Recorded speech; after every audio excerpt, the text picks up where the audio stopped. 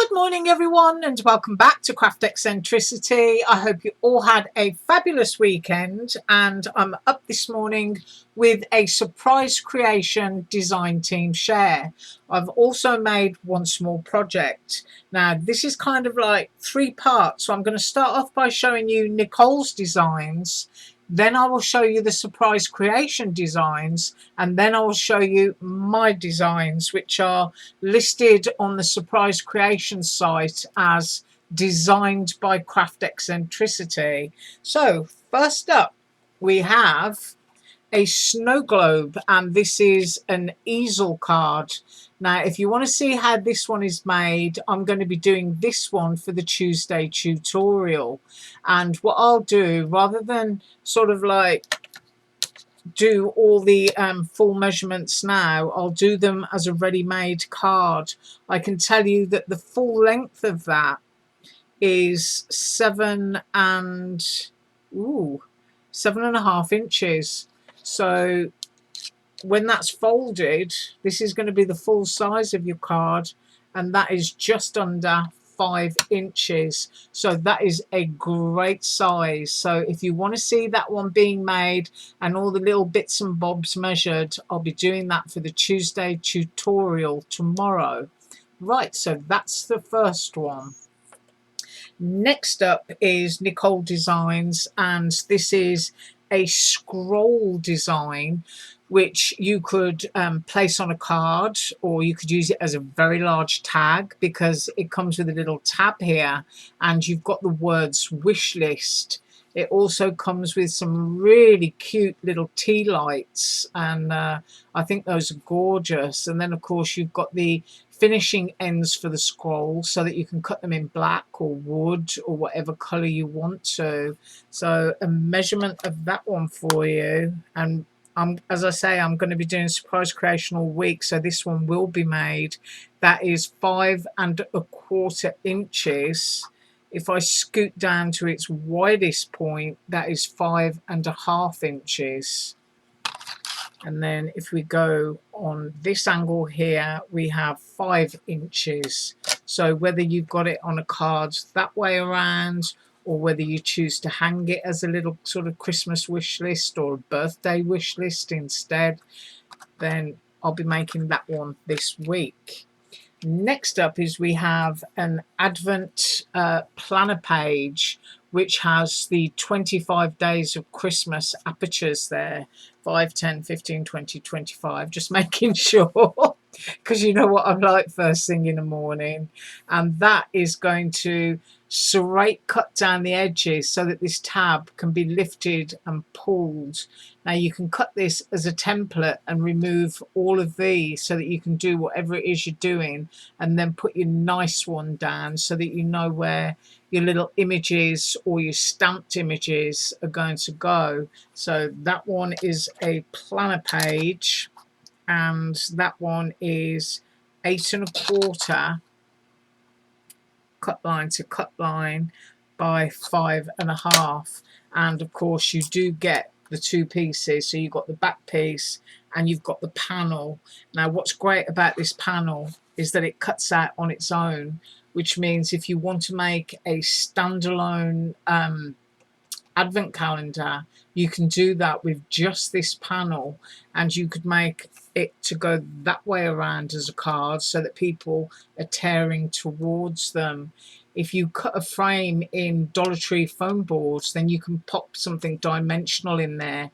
Maybe a tiny little mini chocolate bar or something would fit if you did a couple of layers of Dollar Tree foam. So that one is the Advent planner page.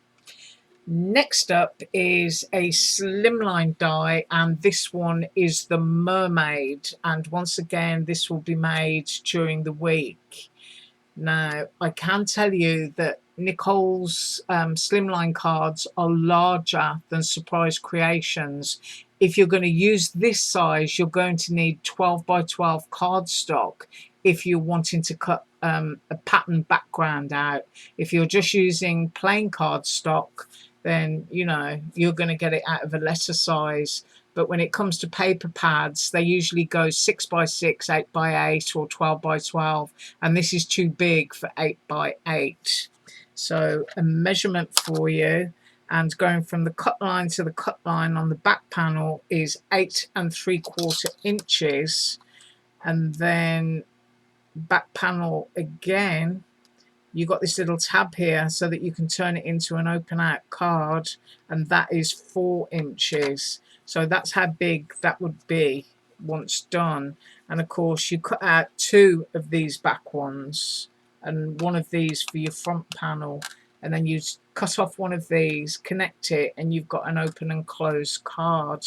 There is another way that you can use this with this lovely edge here, and that is to be able to make your own envelope. So that's probably one that I'll do in a tutorial for next week.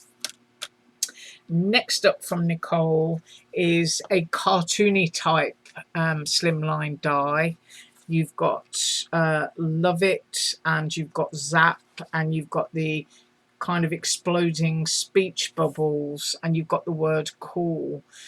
Now, if you've got sort of like little superhero dies or images or stamps, then this is going to look absolutely brilliant, done in really bold primary colours, which is probably what I will do. And once again, I believe this one is 9 inches on the back, and cut line to cut line is a fraction over 4 inches. So this is a very good base die on its own to layer anything else up on top if you're looking for a larger slimline die. Next up, we are now into surprise creation, and I'll just clear my throat. And we have some teardrop dies. These are absolutely fabulous because I'm sure, as many of you know, you can cut out all your scraps of paper, you can fold them in half, and you can just glue them all together, and you'll get a big 3-dimensional teardrop that you can hang as an ornament, or cut them out of crepe paper, you know, for birthday parties, and have big colourful teardrops just hanging from the ceiling along with balloons and things like that. If you like to make giant flowers, then you go that way, and you can make fabulous big balloons, and I will measure that. And you've got from the top there to the cut point is 6 1/4 inches long. So that means you would have, what, 13-inch flowers if you use these as flower petals by 4 inches at its widest point. That is a really, really lovely set. And of course you can also sort of like skip one and use one, so you've got a wide frame, and then you can make another one that will swing on the inside if you pop it on a bit of fishing wire. So that is the teardrops. Next up, I know a lot of people have been waiting on these, is the double sets of slimline dies, and these are absolutely gorgeous. You've got a double stitch edge and you've got a scallop edge in this set, and going cut line to cut line, you're going to get it out of your 8-inch cardstock. So that's 8 inches by, let's have a look at that. Cut line to cut line, you're at 3 1/2 inches, and then the width on that one is 3 1/2 inches. So 3 1/2 by 8, and that's the standard size for the surprise creation slimline dies, enabling you to get it out of 8-inch cardstock. Next up, exactly the same size, except you've got the in-out stitch there, which will leave you with something that will cut out and will give a stitched effect on that. And exactly the same on this one. This has got that tiny little pin dot edge. Isn't that gorgeous? So you get a pretty aperture as well as the bit that pops out with that design on it for you. Right, so that is surprise creation, and now we go into mine. But first of all, I'll show you my little embellishment haul, and I got some angel wings, and these are great. If I grab one out of the bag to show you, because they're highly compressed, you can cut them out really easily with scissors. So it's like, if that was too big for you, then you can trim it down, and I'm going to show you that in a minute because I have made one sample.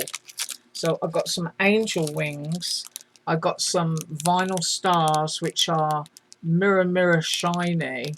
I don't know if they're showing up too well on the camera. If I get one out, I'll grab a gold one. There you go. They are a mirror finish. They're absolutely gorgeous, and these are made out of that vinyl. They've got padding, and there we go.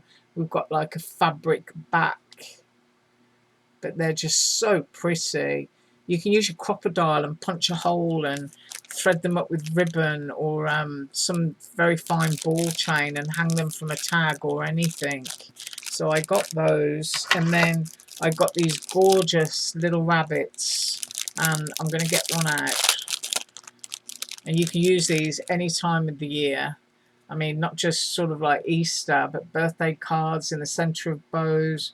Got a delicate little organza dress, and you've got little rhinestones around the neck, and just like the stars there, they're embossed with a fabric back, and look, even the little eyes are stitched. Oh, I hope it's going to show. You have to forgive my phone because I'm not getting up to answer it. Right, so I got little rabbits, and I will link those below. Right, now what else have I got here?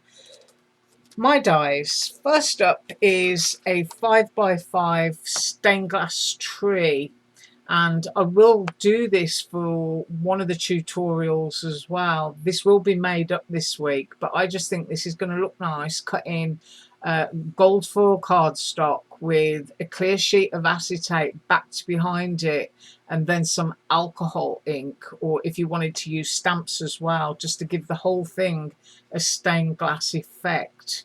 So that is 5x5, and that is my stained glass tree.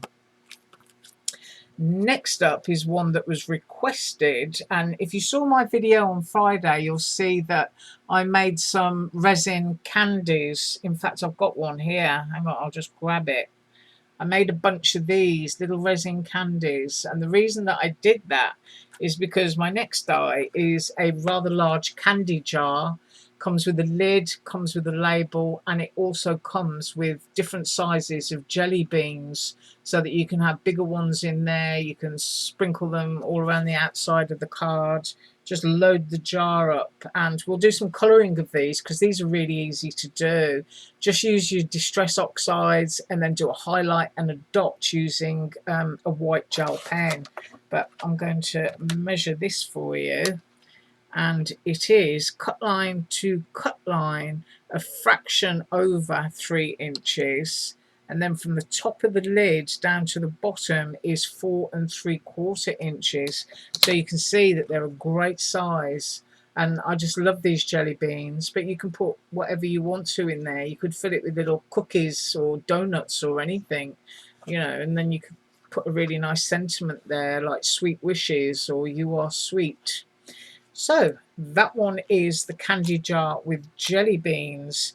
Next up is a little mini album, and it's a cupcake mini album. If I get in there, you've got stitching on all of the pieces, double stitching on the cupcake case and also on this piece. And I wanted this not to a point but more of a cloud, because I was thinking when you're doing a little mini album, it's nice to have a really pretty cover, but it's also nice to have a piece where you can make your photograph the topping on your cake. So if it's somebody's birthday party and you've got some photos, then you can just use that piece to cut the image, and it can be the top on the cake to make a really cute little cupcake mini album. So I will be making this one as well. And just to prove to you just how sweet and cute it is, it's a fraction under 4 inches, and at its height, top point of its creamy bit, it's 4 inches. And then of course you've got 3 holes you can thread with ribbon, twine, or use little book rings. But I just love that because you know me, I love cupcakes.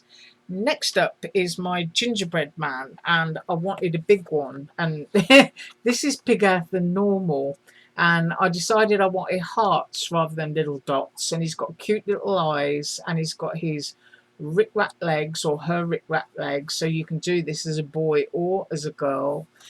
And then this piece will sit on top of a solid piece, so it's nice and easy for you to slot your bits back in again, because it's not nice when you get something like that and you haven't got a backer to hold everything in. And of course you can then cut this one on its own, so if you've got any face stamps or anything like that, then you can make something really cute all by yourself, or you can just create a paper chain of little gingerbread people, and you can just use it like a streamer around your Christmas tree or hang it in the window. So that is the gingerbread, and I'll measure that. And we are going to be making this one because people that know me know I love to make faux gingerbread. It's 4 inches, and I use Dollar Tree foam board, UV resin, and then I'll use some Moxie glitter. Did I already do that? Yeah, I did. That's 4 inches, and then we go to the width, and that's 3.5 inches. And you can end up with something that looks like real baked gingerbread, and then you can just put a little bale hanger on the back and some ribbon, and you've made a fabulous little Christmas tree ornament. So that one is the gingerbread. Next up, and the one that I've made a sample for, is the Christmas bulb shaker. Once again, I wanted this to be big. I wanted you to have a frame that you can fit your tape into, that you can handle, because that's always a problem with shaker dies. They can be a bit too skinny on the frame where you need to put your adhesive, and then of course it starts causing all sorts of problems for some people. That is almost 5.25 inches long, so it's going to make a great ornament or a tag on your tree, and almost 2.25 inches wide. And of course it comes with a cap so that you can cut it in a metallic foil or a glitter. And I've made a sample, and I've used my rabbit, and I cut the wings down. I've also used some glass caviar from Aliexpress, which I always think looks nice and frosty and snowbally. That paper at the back there is from Tuesday Morning, and there's one of those little bunnies, and as you can see I just pop the wings behind it and trim them down from the full size, which I felt was too big for my rabbit, which was kind of that. So you can see I just cut off one layer, put a little bit of AliExpress satin ribbon up there, and I used some rose gold glitter to do the cap of my Christmas light bulb. But I just love that. If you cut that twice in Dollar Tree foam, you can see it's only cut once there, but cut it twice and you can create a 3-dimensional diorama going on in there, which I'm sure somebody would really appreciate. But you can just hang that on a tree. I just absolutely love that. Any little girl would love that. So that's what I have for you today.